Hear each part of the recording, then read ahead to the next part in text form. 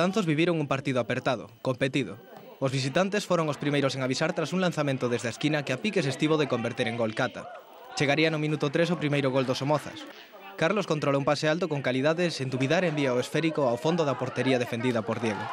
Un gol de categoría que condicionaría o partido. Os locais viron entón como os seus rivais controlaban o xogo. Con todo, o Betanzos non deu transformado ese dominio en goles. Marcaron un anulado a Álvaro por man. Si valeu o de Edi, que converteu unha posesión no medio do campo nun gol antolóxico. Diego estaba mal colocado e o xogador local non dubidou.